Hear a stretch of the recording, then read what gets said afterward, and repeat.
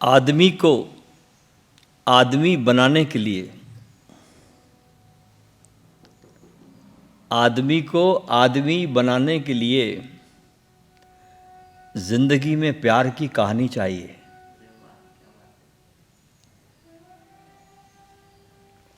और कहने के लिए कहानी प्यार की स्याही नहीं, आंखों वाला पानी चाहिए।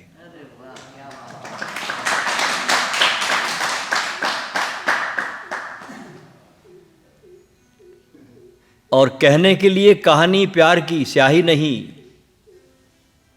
आंखों वाला पानी चाहिए।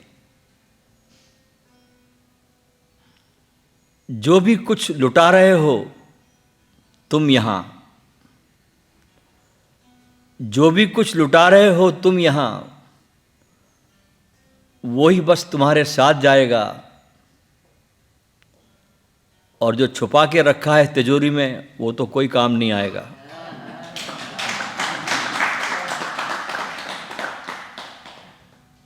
सोने का ये रंग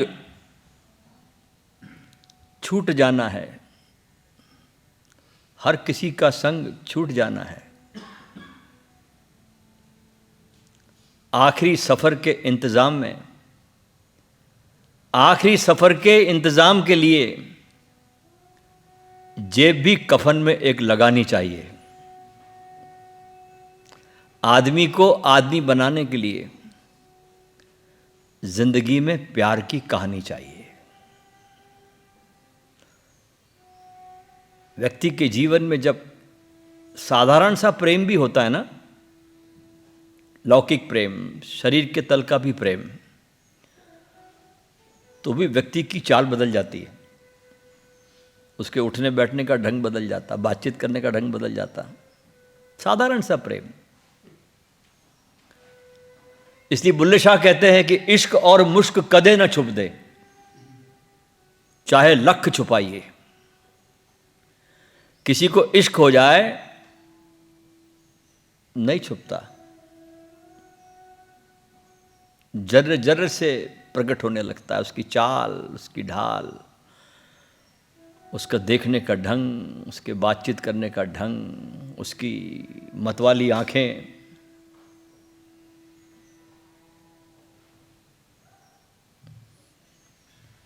हमारे देश में बहुत तल पर परमात्मा के इस तल को छुआ गया है। अनेक अनेक तल पे हमने छुआ है। चाहे हमने मंदिर बनाए हो, ऐसे मंदिर दुनिया के किसी कोने में नहीं है जो हमारे भारत के पास है। बाहर जाओ तो सिर्फ चर्च मिलते हैं। यहां देखो, अस्तित्व को मंदिरों में भी चित्रित किया गया। खजुराहो के मंदिर देखिए, बिल्कुल अलग। मीनाक्षी टेम्पल को देखो, बिल्कुल अलग। रामेश्वरम के टेम्पल को देखो, बिल्कुल अलग। अनेक मंदिर है, बहुत विराट, कि जिसकी अभी कल्पना भी नहीं की जा सकती। हमारे शास्त्रीय नृत्य भी देखिए आप, जिसे हम क्लासिकल डांस कहते हैं, वो सीधे अध्यात्म से जुड़े हैं। उसका पूरा संबंध अध्यात्म से, क्लासिकल डांस का। हमारा क्लासिकल संगीत देखिए, क्योंकि कोई क्लासिकल संगीत में कोई डूब जाए व्यक्ति, उसकी राग, रागिनी, उसके ठाठ, उसमें अगर गहराई में चला जाए तो आदमी ईश्वर को पा लेता है। संगीत में इतना शास्त्रीय संगीत भारत का विराट है। मौसम के राग है, समय के राग है, किस समय कौन सा राग गाना ये भी निश्चित है समय। हर राग हर समय नहीं गाया जाता, उसके भी समय हैं। रात्रि के अंतिम प्रहर में कौन सा राग गाना, इसकी भी पूरी व्यवस्था है। तो शास्त्रीय संगीत भी हमने बहुत ऊंचाई पे छुआ। और ये संगीत जो है शास्त्रीय, ये आनंद का स्रोत है। और वही जो सूफियों का संगीत और नृत्य है, वो निराकार परमात्मा से साक्षात्कार कराता है। सूफियों का संगीत और उनका नृत्य मात्र मनोरंजन नहीं है, ये मनोभंजन है।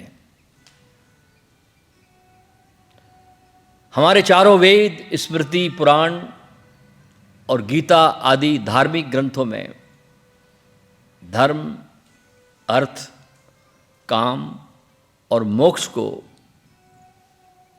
साधने के हजारों हजार उपाय बताए गए हैं इन शास्त्रों में। और इन उपायों में से एक उपाय संगीत भी है इन शास्त्रों में। हमारा पूरा वेद का जो सामवेद है, इसमें पूरी संगीत की चर्चा है। और बड़े मजे की बात है कि संगीत की कोई भाषा या धर्म नहीं होता। जैसे बहती हवाओं का कोई धर्म नहीं है। आप नहीं कह सकते कि हवा मुस्लिम बह रही है कि हिंदू बह रही है।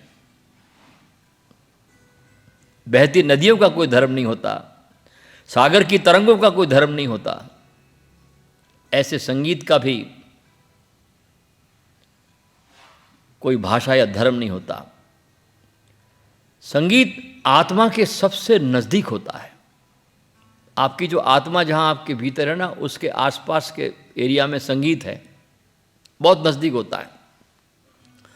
और हमारे भारत में संगीत की परंपरा अनादि काल से, सामवेद से शुरू होती है। हो सकता है उसके पहले भी हो, लेकिन सामवेद में वर्णन मिलते हैं इसके सब। वेदों के उद्घोष को बहुत तरीके से, उसके मंत्रों पर किस शब्द पे कितना जोर देना है, ऐसे आप मंत्रों को आप पाठ करोगे कुछ नहीं मिलेगा, क्योंकि विधि खो गई है। इसको कैसे पढ़ा जाए, कैसे उसका जाप किया जाए, कौन से शब्द पे ज़्यादा जोर देना है, किस पर कम देना है, किसको ऊपर उठाना है, उसकी सारी व्यवस्था है सामवेद में। अब देखिए, हिंदुओं के अगर सभी देवी देवताओं को देखें आप, तो सबके पास एक एक वाद्य है और सबका अलग अलग वाद्य है देवी देवताओं का। भगवान विष्णु के पास शंख है, तो शिव के पास डमरू है। नारद और सरस्वती के पास वीणा है और भगवान कृष्ण के पास बांसुरी है। हर एक के पास कुछ न कुछ साधन है संगीत का। इन्हें, इनके जीवन में संगीत सर्वोपरि रहा है और ये संगीत में तल्लीन होते थे।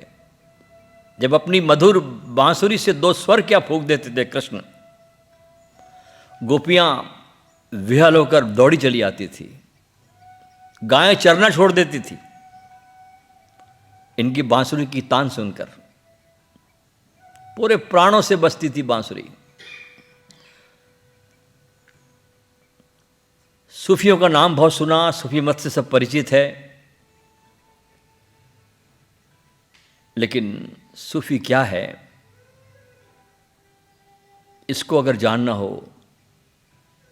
तो बहुत गहरे तलों में जाना पड़ेगा इश्क के। क्योंकि सूफी प्रेम की बात नहीं करते, सूफी उसके एक कदम और आगे जाते हैं, इश्क।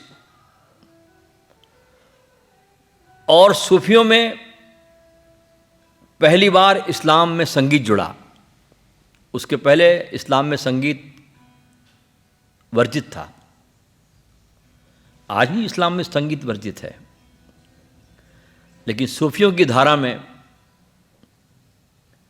संगीत को लाया गया। कई रेबेलियस जो फ़कीर हुए, जिसमें मौलाना जलालुद्दीन रूमी प्रथम माने जाते हैं। पल पल पर तुम्हारी परीक्षा भी है, इसलिए बहुत लोग गुरु के साथ थोड़ी देर साथ चलते फिर रास्ता बदल देते हैं। थोड़ी दूर चलते हैं, फिर उनकी माइंड आ जाता है, उनकी कंडीशनिंग आ जाती है। फिर गुरु की प्रतिमा जो उन्होंने बनाई अपने भीतर, वो टूटने लगती है। वो प्रतिमा उनके खुद के भीतर है, उससे गुरु का कोई लेना देना नहीं है। वो प्रतिमा खुद उन्होंने निर्मित की अपने भीतर गुरु को लेकर के, और वो खंडित होती है, होगी ही। क्योंकि तुम्हारे साथ उठ रहा है, बैठ रहा है, सो रहा है, जाग रहा है, मुस्कुरा रहा है, खाना खा रहा है, सब कुछ कर रहा है तुम्हारे साथ में। और तुमने एक बड़ी प्रतिमा बना ली।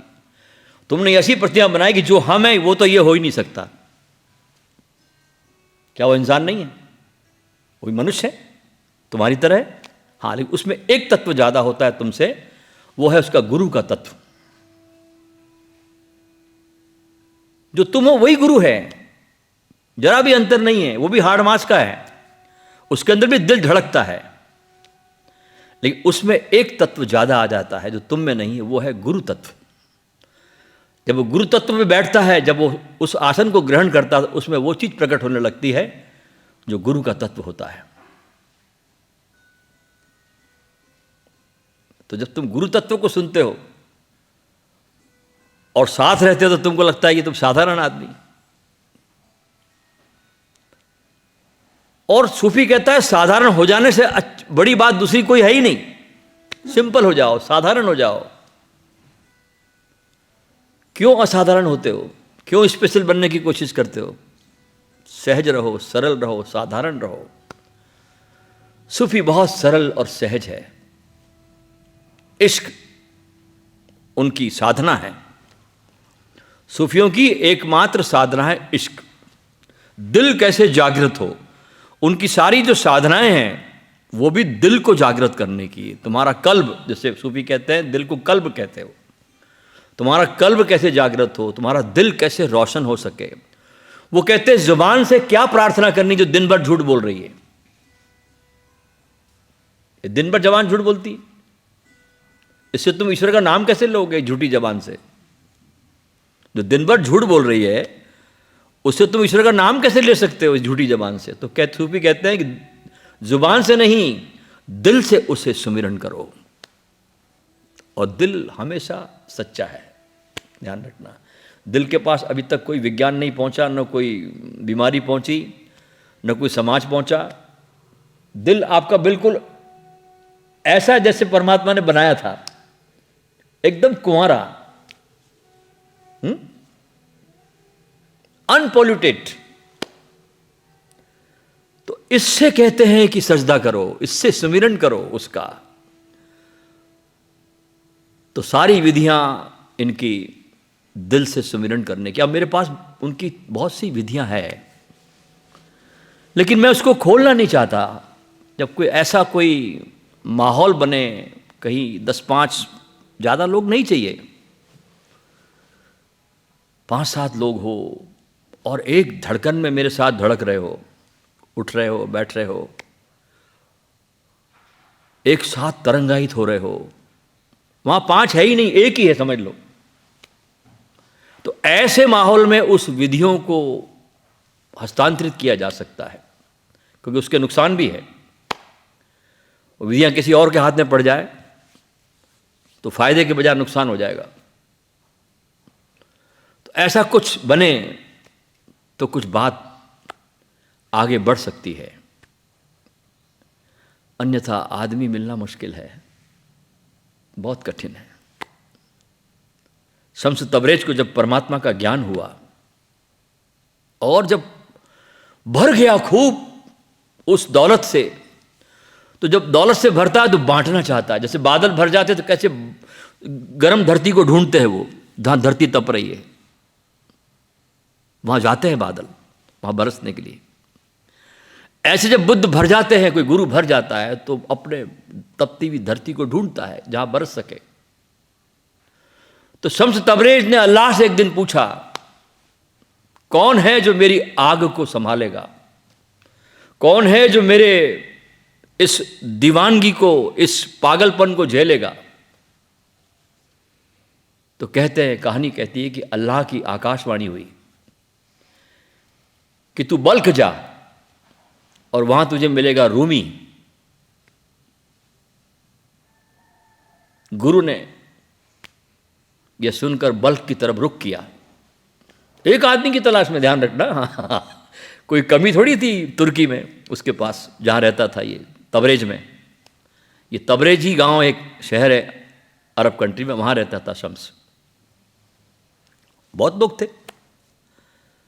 निकला रूमी की तलाश में वो, और रूमी को पकड़ा और बहुत खतरनाक स्थिति में पकड़ा। आप हमारे चैनल पे सुन लेना, इसकी कहानियाँ बहुत अच्छी सबने बोला है इसकी मुलाकात को, और बहुत खतरनाक ढंग से पकड़ता है इसको, रूमी को। और पहली मुलाकात में मजे की बात देखिए, क्या समर्पण है रूमी का गुरु के प्रति। पहली मुलाकात, फर्स्ट इंट्रोडक्शन, पहली मुलाकात, और उसी समय से रूमी शम्स का हो गया।